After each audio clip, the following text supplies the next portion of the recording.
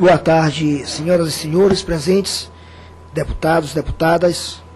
Dizer da minha alegria em poder estar proporcionando, através de um requerimento de nossa autoria, esta audiência pública, que visa fundamentalmente fazer uma discussão naquilo que é a proposta do projeto oriundo do Senado Federal, que foi aprovado naquela casa.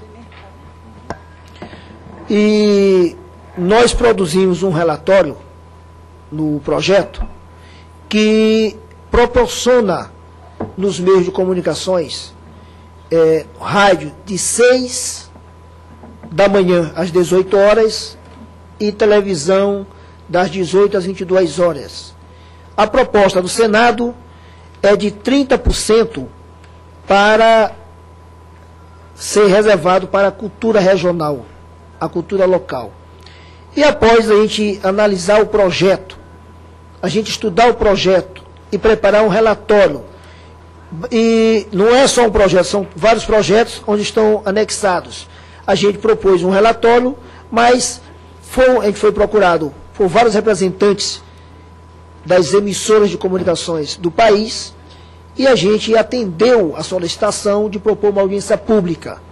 Essa audiência, ela vai poder ampliar essa discussão, vai poder clarear algumas questões, e aí eu fazer um relatório que venha atender mais a contento os interessados, sociedade, os empresários, o pessoal que representa a cultura brasileira, a cultura regional principalmente, de tal forma que o nosso relatório possa dar esse enriquecimento atendendo a todos. E isso deixa a consolidação de um projeto mais rico, um projeto mais coeso, um projeto que possa, lá no seu final, evitar qualquer dúvidas ou qualquer debate para a sua continuidade. Porque aqui nessa comissão, ela além de ser uma comissão democrática, ela abre oportunidade para todos, principalmente em projetos de fundamental importância que abrem espaço para a cultura brasileira. Nós temos aqui, para começar o nosso debate, ceder aqui a palavra à senhora Heloísa Helena, que deve ter conhecimento do projeto, e qualquer dúvida também, nós estamos aqui para ajudar a clarear e contribuir com o debate. Nesse sentido, eu passo a palavra à senhora Heloísa Helena de Macedo Almeida.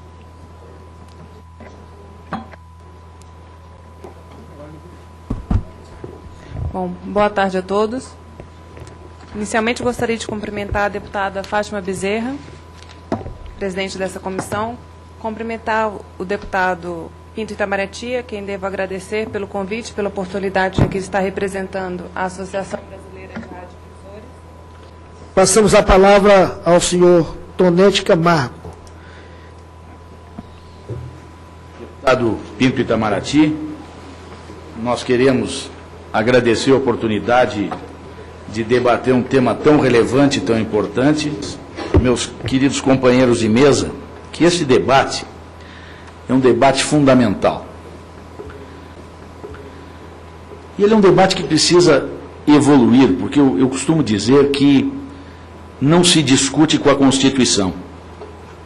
Às vezes a gente quer questionar os mandamentos constitucionais. O contrato político da nação foi feito em 1988. Lá se decidiu que a radiodifusão brasileira tem que ser pública, privada e estatal. Isso está contratado. Ela existe e tem que ser assim. Lá se discutiu que a programação das emissoras de rádio e televisão tem que prestigiar a cultura regional. Lá se decidiu no contrato da nação, que a programação regional, que a produção independente, ela deve ser estimulada. Então, nós precisamos discutir como é que nós fazemos esses estímulos à produção independente. Então, vamos discutir e não questionar por que o contrato foi feito. O contrato foi feito. Né? Vamos avançar. Mas nós temos que avançar num contexto e num foco que leve em consideração o quê? Que leve em consideração quem vai consumir esta informação, quem vai consumir esta produção cultural, deputado Pinto Itamaraty, que o senhor está preocupado em fazer em todas as regiões do país, com justa razão. Se nós estamos preocupados com quem vai consumir esta produção cultural, nós temos que estar preocupados com a qualidade desta produção que vai ser feita. E, portanto, com o custeio desta produção. Porque fazer produção de qualidade tem custo. E este custo precisa ser suportado. Existem duas formas de nós suportarmos este custo. Ou com recursos públicos, ou com dinheiro do mercado. Não existe fórmula mágica diferente de se fazer o custeio desta produção, atenção, de qualidade, porque nós temos que ter foco no consumidor desta produção cultural. Dito isto, nós temos que colocar um outro ingrediente novo, que, diga-se de passagem, lá em 1988, os constituintes que fizeram o contrato da nação não tinham esta variável, que é a chamada convergência tecnológica. Convergência tecnológica que vem atropelando todos nós, operadores dos meios de comunicação, operadores do direito, enfim, a todos que lidam com isto, a convergência tecnológica vem atropelando. E o que nós temos? Nós temos hoje a banda larga, os setores de telefonia, a televisão por assinatura, 20 milhões de parabólicas no país. 20 milhões de parabólicas no país, que distribuem Brasil afora uma programação de natureza nacional, aonde nós não temos como colocar uma regionalização, porque não se trata de emissora a emissora. Isto é um problema existente, isso é um dado de realidade.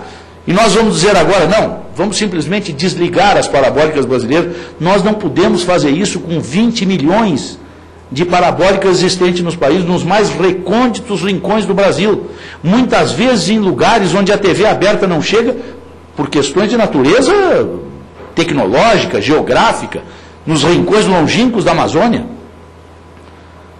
Pois muito bem, esta convergência tecnológica, esta internet, esta banda larga, e aqui vale um dado, deputado Pinto Itamaraty, extremamente relevante, meu caro Zildene Falcão, o faturamento da internet, da publicidade na internet, já passou o rádio.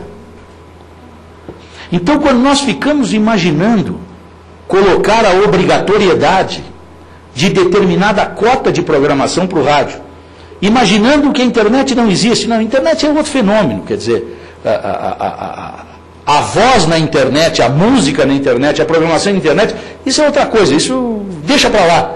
Pois este deixa para lá, esta coisa que nós não sabemos bem o que é, já passou o rádio em faturamento. E daqui a pouco nós estamos preocupados em cima de algo que, do ponto de vista empresarial, está perdendo relevância em face dessa coisa que nós continuamos não sabendo bem o que é e que está nos atropelando. Isto é um dado que nós temos que levar em consideração. E esta coisa que nós não sabemos bem o que é, essa coisa da convergência tecnológica, não passa a voz do Brasil, não tem horário político, não tem propaganda partidária gratuita, não tem nenhuma obrigação com o Ministério das Comunicações, não tem cota nenhuma. Eu não estou dizendo aqui, eu não estou pregando a regulação da internet, até porque isso é impossível. O que eu estou dizendo aqui é que a atividade empresarial em qualquer plataforma é atividade empresarial. E ela deve ser isonômica do ponto de vista de regra, sob pena de nós ferirmos os mais comezinhos princípios de concorrência. É disso que eu estou falando.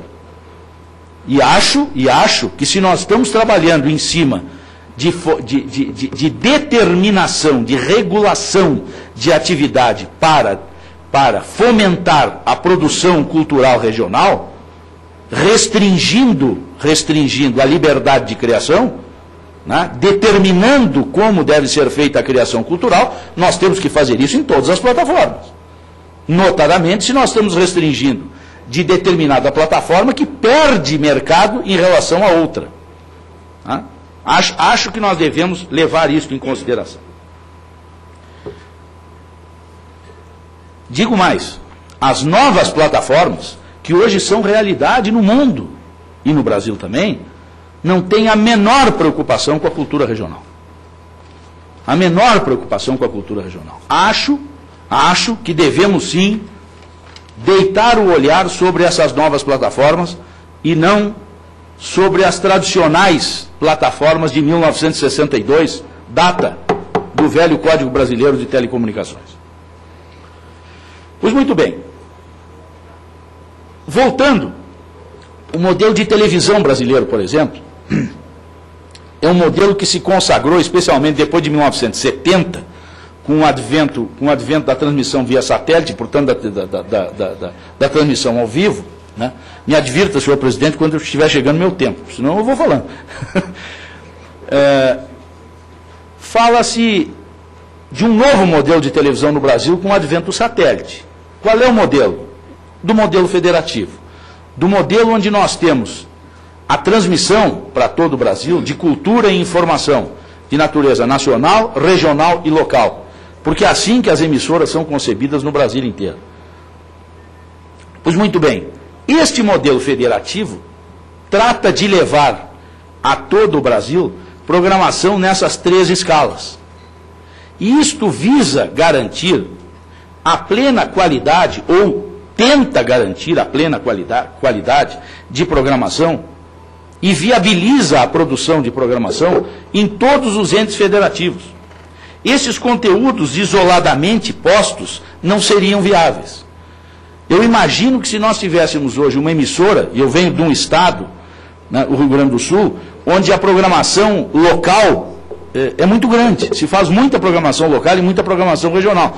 Mas eu fico imaginando uma televisão em Bagé ou em Uruguaiana, que são cidades do interior do Rio Grande do Sul, e tem emissora de televisão e tem programação local, onde nós retirássemos a possibilidade de uma produção no Estado e uma produção nacional, e fizesse uma produção exclusivamente local, ou uma produção em um percentual local, em que o comércio local, em que a indústria local, em que o mercado local não suportasse, né? Nós naturalmente teríamos um decréscimo de qualidade na programação que nós iríamos oferecer àquela comunidade. O que isso levaria inexoravelmente, né? A que estas emissoras deixassem de existir e elas se transformassem em retransmissoras de uma programação massificada, e o objetivo fosse exatamente o contrário. Aquele anunciante, por exemplo, o comerciante lá de Bagé e de Uruguaiana, que hoje tem a possibilidade de inserir naquela emissora o seu comercial, os seus produtos, atenção, o modelo de radiodifusão privada e sustentada comercialmente já foi resolvido lá em 88, nós não estamos mais discutindo isso. Aquele comerciante que tem condições de anunciar o seu produto ali, ele não tem condições de colocar o seu produto na cabeça de rede, nem na cabeça de rede regional, ele tem condições de colocar na emissora local. Colocar o seu produto agregado a uma boa qualidade de programação. Ele perderia isso. Então, tudo isso obedece a uma lógica racional de nós oferecermos ao público uma boa programação, de oferecermos aos comerciantes e industriais locais a possibilidade de agregar a sua marca, de agregar os seus produtos à sua comunidade local, e assim, de nós termos os 3 estágios de produção nacional, regional e local, né, ao oferecimento. Mas vejam, nós não podemos pensar o Brasil como um só. O Brasil é um país díspare. Se é verdade que em Uruguaiana nós não temos condições, perdão, estou citando aqui Uruguaiana como um exemplo, mas é uma cidade longínqua da capital do Rio Grande do Sul. Se em Uruguaiana nós não temos condições de produzir determinada quantidade de programação, em Passo Fundo, que é outra cidade do interior, nós temos condições de produzir mais. Em Santa Maria talvez um pouco mais, em Pelotas um pouco mais, em Caxias um pouco mais. Por quê? Porque são díspares os mercados. Se em Porto Alegre nós temos condições de produzir um percentual de programações, em Florianópolis menos, em Natal mais, em Rio Branco, no Acre um pouco menos, na sua São Luís do Maranhão, deputado Pinto Itamaraty, mais. E assim por diante. Depende do que o mercado pode suportar. O que nós não podemos é, em nome de determinação, sem verificar se é possível o mercado suportar, impor ao público um decréscimo na qualidade de programação. Mas temos que fazer, sim, produção local de cultura. Aonde o mercado não puder suportar, temos que ter possibilidade de fomento público na produção. Isto sim, público na produção. E o incentivo da produção independente deve estar aí e também na possibilidade desta produção independente ser viabilizada através dos veículos. Eu cito o nosso exemplo de Porto Alegre, onde a Casa de Cinema de Porto Alegre é um exemplo exitoso. Não existe nenhuma norma obrigando as emissoras de televisão a colocar no ar qualquer produção independente. E se coloca muito no ar produção independente em Porto Alegre. Por quê? Porque ela tem qualidade e porque ela é viabilizada pelo mercado. Informar o senhor Paulo, tem mais um minuto para concluir. Assim, concluindo já, senhor presidente, o nosso objetivo, né, é de que nós tenhamos uma norma, não uma norma que desconheça o mercado, não uma norma que desconheça a realidade tecnológica, mas uma norma que seja consentânea com a nova realidade das comunicações no Brasil. E que não mate a indústria que já existe e que fomente naqueles locais onde não existe a produção local e a produção independente, de maneira a avançar e a não obrigar com um eventual decréscimo da qualidade da programação. Muito obrigado. Obrigado ao senhor Paulo Tonetti, representando aqui a Associação Brasileira de Emissoras de Rádio e Televisão, ABERT. Também ouvimos a senhora Heloísa Helena, representante da Associação Brasileira de Radiodifusores, ABRA. A gente passa a palavra, dando continuidade à nossa audiência, ao senhor Zeldênio Falcão, presidente da Associação Maranhense de Rádio e Televisão, AMARTE. Nobre companheiro Pinto, tenho a intimidade de tratá-lo assim, porque nos conhecemos há longa data, temos um início de vida muito parecidos. Estou representando o Estado do Maranhão, sem ligação nenhuma política com qualquer outro grupo. O meu negócio é a distribuição de revistas. Eu tenho 48 anos de editora Abril. Então, as revistas montaram um pequeno grupo de retransmissoras de televisão e rádio adquiridas dos diários associados quando começaram a vender os seus bens. Nós estamos discutindo um projeto que já leva 10 anos. 10 anos. E ele vem se arrastando e agora, para minha surpresa, está aqui sentado a convite dele. Vejo que o texto da lei envolve rádio AM, rádio FM, invade retransmissoras da Amazônia também, porque elas têm a possibilidade de produzir conteúdo. Poucas fazem no Brasil, poucas, e são muitas, poucas. A nossa faz. E aí que está a dificuldade que eu encontro. E na pele, a minha mulher produz um programa de 1 hora. E eu sei o que é a dificuldade que ela tem na produção de um programa ligado à arte e cultura. Um programa de 1 hora. Então essas coisas têm que ser levadas em conta. Eu diria que a nossa preocupação nesse momento aqui é que tem que se observar as características de cada região do Brasil e de cada estado também. Se ouve toda semana que o Maranhão é o pior estado do Brasil, que o Piauí era o pior, não é mais, enfim, verifiquem bem essa situação. Eu estou exatamente nesses 2 estados. O meu trabalho se desenvolve no Piauí e no Maranhão. Portanto, sinto na pele esse problema da necessidade de se observar essas características dos estados e pesar a qualidade da programação que nós vamos ter. Pesar essa qualidade. as limitações econômicas. Nós não temos anunciantes nacionais. Não temos. Os anunciantes, mesmo os grandes anunciantes, eles quase não se lembram do rádio. Eu estou falando aqui, generalizando rádio, TV e retransmissoras, porque a lei atinge todos os veículos. Olá. Acho que a parte mais importante, nobre deputado, foi esse encerramento. O senhor está nos dando oportunidade de mais 20 dias para colocar mais assuntos na pauta para ser discutido. O nosso custo não é o mesmo custo do meu amigo com a TV comunitária. Há uma diferença entre o funcionamento das emissoras dele, entre o contrato que ele pode ter com o pessoal dele e o nosso, que somos empresas comerciais. Obrigado. Obrigado ao senhor Zildene. Passa a palavra ao Demerval da Silva Júnior.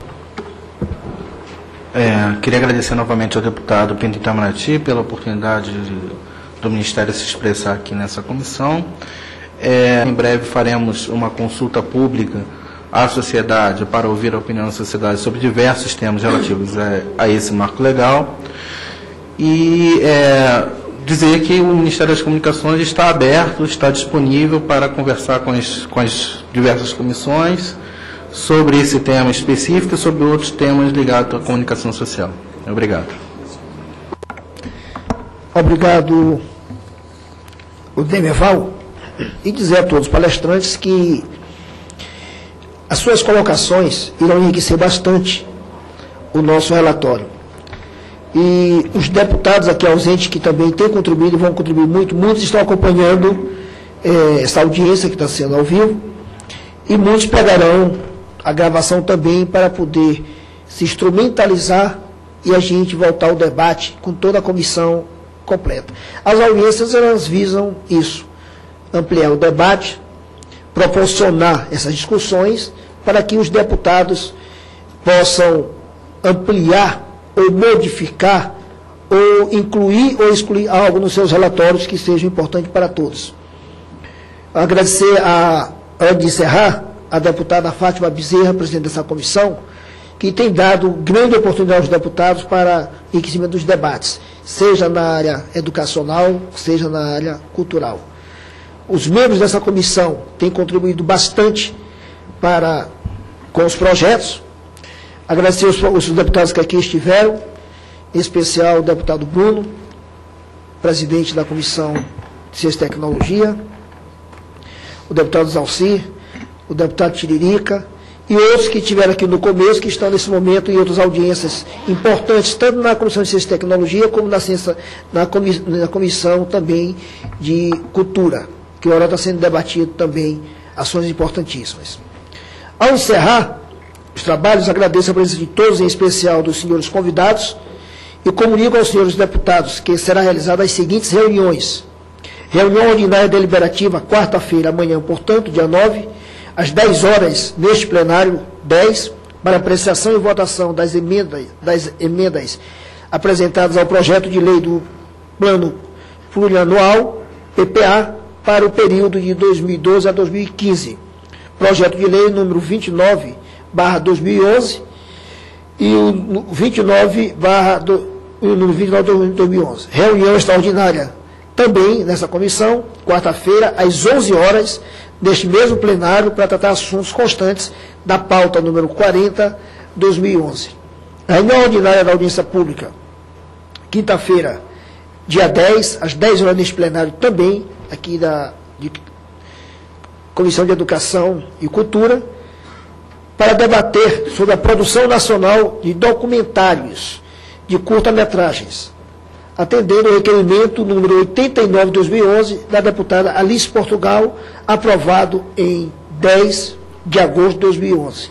Sendo assim, mais uma vez, os nossos agradecimentos a todos presentes e convidados. Está encerrado a presente reunião de audiência pública. Muito obrigado a todos.